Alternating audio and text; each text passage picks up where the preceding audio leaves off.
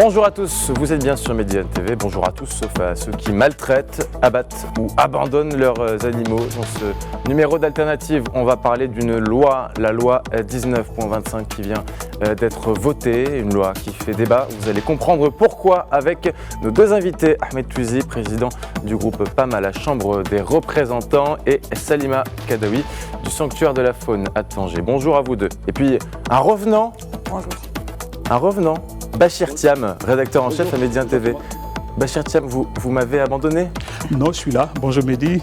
Vous m'avez abandonné comme une petite chaussette? Non, jamais. Vous revenez en tout cas, c'est l'essentiel. Merci à vous. Merci à vous. Je vais commencer avec vous, Ahmed Touizi, président du groupe parlementaire du PAM à la Chambre des représentants. C'était l'une des dernières lois que vous avez votées avant la clôture du Parlement. Pourquoi cette loi et pourquoi maintenant? D'abord, c'est une loi très importante pour le Maroc, parce que la seule loi qui règle à peu près un petit peu le comportement de l'humain vis-à-vis des animaux errants, c'était en 1977. Donc c'était un bail royal. Donc en 2026, on doit avoir quand même une loi qui règle comment se comporter vis-à-vis des animaux errants, surtout les chiens et les chats, etc. Bien sûr, on a une grande expérience au Maroc parce qu'il y a SPA qui est au Maroc depuis beaucoup d'années. Donc, il a fait un excellent travail en ce qui concerne la protection des animaux en général. Il y a d'autres associations qui sont à Agadir, des associations à Tanger, mais le Maroc a besoin d'un cadre juridique, donc on l'a fait sur le cadre juridique. Ouais. Cette loi 1925, il a trois principales dispositions. C'est-à-dire si on voit la loi en entier, il y a l'importance de l'enregistrement des animaux de campagne. Ouais. Si tu as un animal, tu dois l'enregistrer, tu dois s'occuper de lui, d'avoir un cas. On va en parler après. Bien, et bien sûr, il y a une plateforme. Il y a aussi l'encadrement des animaux. L'encadrement, il y aura une plateforme sur laquelle on enregistre si on a envie d'avoir des animaux chihuahuas, ou bien même si on trouve un animal errant à l'extérieur. Donc il y a un certain nombre de dispositions dans cette loi qui permettent de l'envoyer à l'emplacement précis. Alors, pardonnez-moi, Ahmed Touizi, avant de parler, parce qu'il faut évidemment qu'on parle, avant de parler des sanctions, justement, parce que vous allez un peu vite en besogne, monsieur Touizi. Je voudrais, malgré tout, parce qu'il faut comprendre aussi pourquoi on fait cette loi. Bachir Thiam, vous avez quelques données sur la situation avec les animaux errants. Oui, c'est des données du ministère de l'Intérieur, justement, qui estime en tout cas à 1,2 jusqu'à 1,5 million de chiens errants. Juste les chiens, et pour tous les animaux errants, de manière globale, c'est entre 3 et 4 millions d'animaux errants dans nos villes. C'est énorme, c'est presque un pays. Quand même. On ne s'en rend pas compte, mais c'est vrai. Alors, vous parliez justement des sanctions. Vous m'avez lancé, Ahmed Touizi, ce qui a beaucoup fait parler, disons-le, c'est l'article 5. Selon lui, nourrir un animal errant est passible de sanctions. Et l'article 44 prévoit des amendes allant de 500 à 2000 dirhams pour les contravenants. Donc en fait, le gars qui sort 6 dirhams par générosité pour une boîte de nourriture peut se retrouver à payer 2000 dirhams. Non, mais c'est pas comme ça, parce que vous voyez qu'on a à peu près 3000 chiens errants. Oui. Le nombre de chats, non, c'est rien. À Rabat, lorsque tu es dans la ville, tu vois un certain nombre de chats errants dans toutes les rues. Donc, c'est-à-dire les gens, si tu as envie d'adopter un chat, d'adopter un chien, tu l'adoptes en bonne et due forme, mais c'est pas la peine de lui donner la nourriture dans la rue, et tu le laisses errant, tu le laisses dans la rue, et puis il se multiplie, donc de partir d'un chien à 10 mètres du chien. Donc on voit dans nos villes des meutes de chiens, dans les grandes villes, dans les douars, dans les petites villes, il y a des meutes de chiens, des chats, etc. Donc on doit réglementer tout ce bazar. 2000 dirhams d'amende. D'abord, parce que dans le temps, qu'est-ce que les gens faisaient? Ils les abattent. Ils abattent les chiens. Oui. Ils abattent par fusil, mais ils abattent par des méthodes qui sont horribles. Mais il y a une différence entre les abattre et leur donner de la nourriture. 2000 dirhams, je trouve ça un peu sévère. Donner la nourriture, c'est important. Mais il faut donner la nourriture chez soi. ou bien, Pas dehors. ou bien prendre parce qu'il y a un grand risque, que cet animal, ce chien, ce chat, peut porter des virus, peut porter la rage, peut porter. Donc, c'est au point de vue de la sécurité même sanitaire des Marocains, on doit faire attention lorsqu'on est en contact avec des chiens, avec des chats qui n'ont pas de propriétaires, qui n'ont pas de carnet de vaccination. Donc, Ahmed Twizy, mais on n'oblige pas les gens. Donc 2000 dirhams d'amende. On interdit. C'est peu. Pour moi, c'est peu. C'est peu. Parce que lorsque tu trouves un chien errant, ou bien un chat errant, tu l'emportes chez toi, ou bien tu l'emportes au service concernant. Pourquoi? Parce qu'il sera vacciné. Pour qu'il soit vacciné, pour qu'il soit dans un état en bon uniforme. Mais tu lui donnes des sardines ou bien dans la rue, excuse-moi, donc on ne règle pas, c'est pas humain ça. L'humain, alors, si je l'emmène chez moi, si j'ai envie, voilà. On entend ce que vous dites évidemment. Alors, j'ai pas envie de faire de débat stérile. Au contraire, j'ai au contraire voulu amener quelqu'un qui sur le terrain se bat pour et ça, avant de vous poser n'importe quelle question, je veux d'abord saluer votre travail et vous féliciter. Vous faites un travail formidable depuis des années. Protéger les animaux avec votre association. Alors, vous êtes sur le terrain avec eux tous les jours. Vous en pensez quoi de l'article 5 et de l'article 44 sur les amendes? Et puis après, on va parler de la loi. Très bien. Tout d'abord, je pense que ça va être impossible que les gens changent leurs habitudes. Le 5% de la population marocaine qui sont dehors en train de nourrir les animaux, c'est plus fort qu'eux. Et vont le faire. C'est aussi dans notre religion, c'est partie de ce qu'on fait. Tu vois un animal qui a faim, automatiquement, tu dois le donner à manger. De la même manière que si tu vois un enfant qui a faim, ou un monsieur qui a faim, ou une dame, ou n'importe qui, on donne à manger. On laisse que personne crève de faim. Mais je suis d'accord, parce que il y a des gens, par exemple, il y a des endroits ici à Tanger, où il y a énormément de chats. Les gens abandonnent les chats là-bas. Et il y a ces gens qui ont un cœur d'or, qui vont là-bas pour les nourrir. À la fin, il y a tellement de nourriture qu'il y a plus de rats que de chats. Ouais. Parce qu'ils perdent leur instinct. Exactement, ouais, exactement. Et non seulement ça, ça contamine les mouches, les ceci, l'autre. Donc, le gouvernement, la raison qu'ils sont en train de faire ça, non seulement c'est pour le bien de l'environnement, pour nous protéger à tous, mais aussi, il y a l'histoire de la rage. Oui. Ça, voilà. Alors ça, justement, Bachir ? Donc j'allais dire simplement, il faut plutôt sensibiliser peut-être les populations à ça. Plutôt qu'interdire. Voilà. C'est ça ce que vous dites ? Le plus important, c'est l'éducation. Oui. Et nous avons sensibilisé à plus de 200 000 élèves d'école. Oui. Et ça marche, la sensibilisation ? Ah, mais c'est incroyable. Et d'ailleurs, à Tanger, je pense que tout le monde vous dira que Tanger, comparé à d'autres villes, c'est incroyable le traitement des animaux, le progrès fait comparé à d'autres villes. Et là, vous voyez de l'eau posée, des croquettes posées, c'est propre, c'est nickel, c'est... Ahmed Twizy, vous êtes avec moi. Qu'on se dise les choses. Je vais vous donner quelques exemples. Yvonne Ford, touriste britannique décédée de la rage après une simple griffure d'un chiot errant sur une plage le 10 février 2025.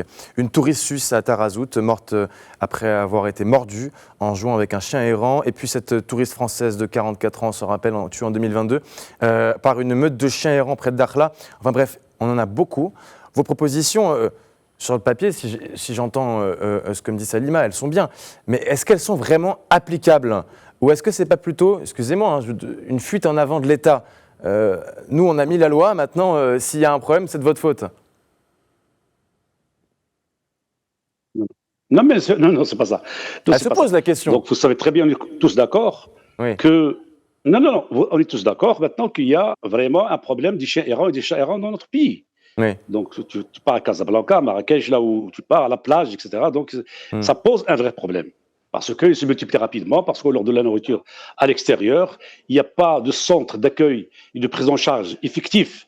Parce que c'est une compétence communale. Tout ça, c'est une compétence communale. Mais les communes marocaines n'ont pas les moyens humains et matériels de prendre en charge tout ce nombre. Pourquoi on met la responsabilité sur eux alors ? 4 millions. Donc voilà, non, c'est pas ça. Donc la première chose, le travail que fait mademoiselle Salima, il est important. Donc de porter assistance aux animaux errants, parce que ce sont des êtres, donc ils ont leur sensibilité, et donc on doit se comporter vis-à-vis d'eux comme on se comporte entre humains, ça c'est sûr. Mais les laisser errant dans la nature et leur donner la nourriture dans la nature et c'est comme ça, c'est pas une solution. Ma question, c'est pas ça, Monsieur Twizy. Monsieur Twizy, pardon de vous couper, mais ma question, c'est pas ça. C'est que quand vous mettez une loi comme ça, est-ce qu'elle est vraiment applicable? Je veux dire, est-ce que dans certains villages, il y aura des policiers qui vont venir vous courir après pour vous dire attention, vous avez nourri un chien, 2000 dirhams? Non. Mais on a le même problème pour un certain nombre de lois. Donc, leur application est difficile. Mais notre peuple, notre pays doit s'adapter. On doit s'adapter petit à petit. Donc déjà, il doit être exécutable, importante dans les grandes villes. Bien sûr, lorsqu'on parle de Douar et on parle de ceci, c'est autre chose.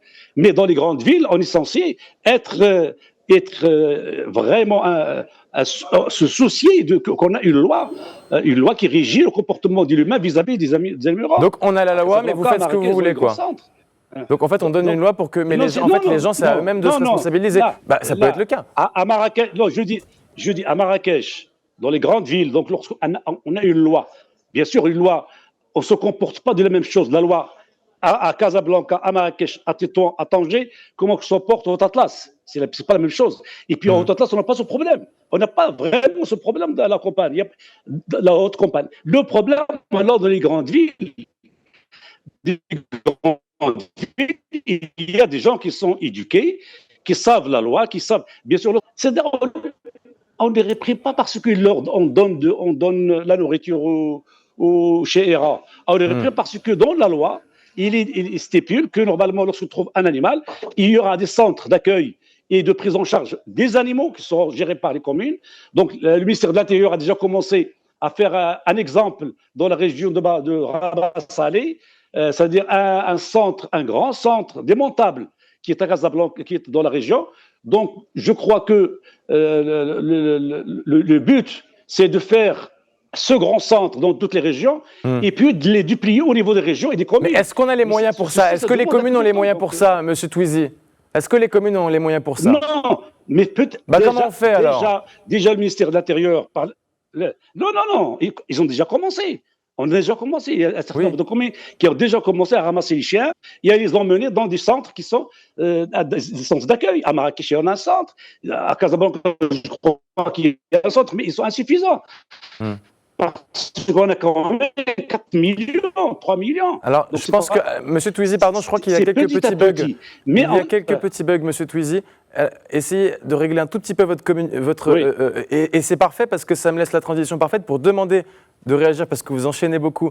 À vous, Salima Kadaoui, qu'est-ce que vous en pensez, vous, de ces nouveaux centres qui sont mis en place? Vous qui avez votre propre centre, faites un travail, vous accueillez D'ailleurs, expliquez-nous aussi un peu. Nous, ce qu'on fait, on nourrit des animaux, des chiens errants, on devient leurs copains, on les ramasse, on les emmène chez notre vétérinaire, il les stérilise, casse, vaccine des parasites, les identifie avec une boucle, on les garde 2 ou 3 jours.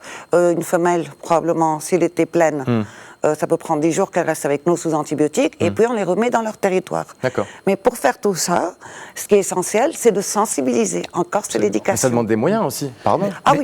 Comment est-ce qu'on fait, par exemple? Tenez, sur la question des moyens, peut-être proposer quelque chose. Écoutez, pour nous, on a des solutions. On a des solutions. Par exemple, on a plein des fondations étrangères qui sont prêtes à venir au Maroc pour faire des masses stérilisations, mais super vite, ceci, cela. Malheureusement, on a une loi au Maroc qui l'interdit. Ça doit être juste les vétérinaires marocains qui fassent ça. Ahmed Twizy peut-être pour réagir là-dessus. Oui, je ne sais pas, est-ce que c'est interdit d'avoir un médecin vétérinaire d'étranger qui fait le boulot? Maintenant, on est déjà ouvert aux médecins humains. Déjà, non, la loi a déjà ouvert aux médecins humains de venir travailler au Maroc. C'est un peu... Ça colle pas. Le travail que fait Salima, on espère qu'on trouvera une centaine de Salima dans toutes les régions. Parce que prendre un chien, un chat, mais bien sûr, on va le nourrir, le vacciner, etc. Donc tout un travail qui demande de l'effort, qui demande de l'argent. Donc on espère qu'on aura beaucoup de Salima au début. Et vous êtes prêt à mettre l'argent pour tous ces Salima? L'État? L'État, bien sûr, les associations Donc, ils n'ont qu'à voir, parce qu'il y a tellement d'associations que près de l'argent, il ne faut absolument rien du tout avec l'argent. Il y a beaucoup d'associations. Ah bon. Ce genre d'associations qui travaillent dans ce secteur, que les Marocains, les étrangers, parce qu'on est un pays touristique, lorsqu'on voit des meutes de chiens dans les villes touristiques, dans nos villes, ça donne une mauvaise impression sur le pays. Et c'est pour cela que c'est un problème de la société civile, du gouvernement via les communes. Et je vous dis que normalement, donc il y a une expérience qui a été par la Direction générale des collectivités locales au niveau de Rabat Salé. On espère que cette expérience va être dans toutes les régions, parce qu'on aura des centres d'accueil et de prise en charge qui sont très importants, modernes, démontables. Il y a tout, il y a tout, tu vois. Il y a tout. Donc, lorsqu'on prend en charge ces chiens ou bien ces chats, on les prend vraiment en charge. Donc, petit à petit, en ce qui concerne la loi, petit à petit, donc on s'adaptera à ce que lorsqu'on a ce sentiment humain de porter assistance à ces animaux, donc il y a beaucoup de choses à faire, le prendre, l'amener à ce centre, l'amener à l'association, comme l'association de Salima, oui. Parce qu'à Rabat, je ne vois pas d'association, je vois beaucoup de gens qui amènent de leur voiture sur le trottoir. Donc ici, il y a une association, deux associations comme celle de Salima, donc le citoyen peut prendre dans cette association pour qu'il soit pris vraiment en charge, et vacciné, etc. Parce qu'il vit de la santé même des Marocains. Alors, parce qu'il y a des maladies, il y a la rage, il y a... voilà, donc... Bachir Thiam. C'est un problème extrêmement important. Bien sûr. Bachir Thiam. Juste, je pense que M. Touzi parlait de complexe mobile qui a été lancé à Kenitra, je crois. Il y a eu trois centres d'hébergement et d'accueil qui ont été, je pense qu'ils sont déjà opérationnels à Agadir, à Casablanca et à Salé. Vous avez rappelé, il y a eu 280 millions de dirhams qui a été quand même posé sur la table pour les centres d'accueil et de collecte pour l'hébergement des animaux. Je pense ça, c'est mené par le ministère de l'Intérieur. Donc, il y a une prémisse, en tout cas, pour ce projet-là. Oui, une prémisse, mais est-ce que c'est suffisant, Salima ? Je ne sais pas. Écoutez, moi, je n'ai pas eu besoin des centaines de milliers de dirhams pour stériliser, vacciner, déparasiter plus de 5000 chiens de rue et plus de 4000 chats de rue. C'est-à-dire, je suis très très fière du gouvernement marocain pour faire ça. C'est fantastique. Ouais. On a fait un progrès énorme. Le fait qu'on ait une loi pour protéger les animaux, c'est fantastique. Ouais. Et je pense qu'avec le temps, comme il a expliqué, M. Touzi, c'est un premier pas, quoi. C'est un premier pas. Ouais. Petit à petit, l'oiseau fait son nid, comme vous avez dit. Ouais. Moi, je suis à disposition pour aider avec mon expérience sur le terrain depuis 2016. Voilà, on vous présente tous les deux, vous pouvez peut-être collaborer ensemble. Ça sert à ça aussi, Alternative. Et l'autre utilité d'Alternative, Ahmed Touzi, pardon, mais c'est aussi l'autre utilité d'Alternative et de Média TV de manière générale, c'est aussi de se mettre à la place du téléspectateur. Je me dis qu'un téléspectateur peut peut-être se dire que si on fait le résumé de cette loi, il y a une volonté de marquer le coup, de faire un premier pas. Certes, maintenant, en termes d'application, comme vous le disiez tout à l'heure, de ville en ville, ça change. Est-ce qu'on a les moyens de faire vraiment respecter cette loi ? Pour l'instant, pas vraiment. Donc, en fait, moi, ma question que je voulais vous poser, ma question sans détour que je voulais vous la poser, c'était, est-ce que de manière générale, vous ne posez pas la loi comme ça pour dire, voilà, vous connaissez la loi, la règle, nous, on n'est pas là pour la faire appliquer, mais vous savez qu'il faut la respecter, et comme ça, demain, s'il y a un problème, comme cette Française qui s'est fait tuer par une meute de chiens, en fait, c'est pas nous, parce que nous, on a mis une loi. Est-ce que ce n'est pas un moyen de vous déresponsabiliser un peu, très honnêtement ? Il y a toujours une responsabilité, même s'il y a une loi. Il y a toujours une responsabilité de l'État marocain vis-à-vis de l'État marocain, via les communes, les régions. Parce que la compétence, c'est la compétence communale. Donc il y a toujours une... Ça ne veut pas dire que lorsqu'on met une loi, donc on dit, voilà une loi, il faut se débrouiller. C'est pas ça du tout. Moi, à mon avis, c'est un pas extrêmement important que le Maroc avait fait en ce qui concerne cette loi-là, parce que le Maroc de 2026, c'est pas le Maroc il y a 10 ans. Bien sûr. Donc il y a un éveil vis-à-vis de ce que faisait avec ces animaux-là, il y a 10 ans et 15 ans. Donc, on les abattait à coups de fusil. On les abattait comme ça, d'une façon inhumaine. Donc, on a réprimé ceci pendant 10 ans. Donc, ça a été réprimé parce qu'il y a un article dans la loi qui réprime tout lorsqu'on tue un chien, qui va jusqu'à 6 mois de prison, hein, jusqu'à 6 mois, jusqu'à 20 000 dirhams d'amende. Donc, cette réprimation a laissé les chiens errants se multiplier d'une façon anarchique. Et vous voyez le résultat au niveau de nos villes et de nos campagnes, que c'est extrêmement important. Donc, c'est une loi très importante qui donne possibilité à la société civile, aux gens aisés de notre pays, de bâtir des centres d'accueil et de protection des animaux à la société civile, en dehors de ceux qui seront gérés par les communes. C'est-à-dire, même la société civile la commune peut autoriser un certain nombre de gens qui ont ce sens humanitaire d'aider ces animaux à construire eux aussi des centres d'accueil de protection. Donc, c'est un début.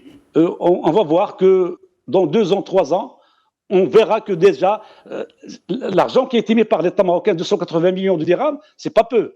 Et à peu près, je dirais pas la majorité de communes, mais un très grand nombre de communes, maintenant, ils ont les matériaux, la possibilité de faire la collecte des chiens. La collecte des chiens, on l'a fait à Marrakech, on l'a fait aux communes voisines de Marrakech. Donc déjà, on commence à sensibiliser les présidents, les élus et les présidents qui sont, parce que c'est leur compétence. Le ministère de l'Intérieur les aide via la TVA pour... Et ça a été bien reçu? Les présidents et les élus, ils ne sont pas dit « Oh tiens, encore du travail pour nous ». Ah oui, il faut les travailler. Il faut les sensibiliser, bien sûr. On a 1305 présidents. Il faut les sensibiliser. Bien sûr, il y a des circulaires qui sont du ministère de l'Intérieur, bien sûr, en ce qui concerne ce projet-là, cette affaire, cette compétence-là. Mais moi, je crois, moi je suis un président des petites communes, je crois que petit à petit, les Marocains sont capables de gérer ce problème, qui est un gros problème. Qui est un problème local, selon vous, j'imagine. Et puis, d'ici 2030, lorsqu'on, Inch'Allah, on aura la Coupe du Monde au Maroc, j'espère que d'ici 5 ans... C'était la question que je voulais vous poser. Mais alors, vous êtes dans ma tête, monsieur Touizi. C'était la question que je voulais vous poser. Est-ce que cette loi a pour objectif 2030 pour la Coupe du Monde? Non. Est-ce que le TGV, c'est pour 2030? Est-ce que les autoroutes, c'est pour 2030? Ce serait judicieux, peut-être. C'est pas 2030, non, c'est pour les Marocains. Donc il n'y a aucun agenda. Il n'y a aucun agenda, vous le dites ici. Il n'y a aucun agenda. C'est très bien. Non, c'est une bonne chose que la Coupe de 2030 a accéléré ce sujet. Donc c'est un lien, merci. On n'a pas fait tout ce travail pour 2030. Oui. Donc, parce que le reste, lorsqu'on dit on a le TGV, on a tout ceci, c'est de l'argent perdu, c'est aberrant.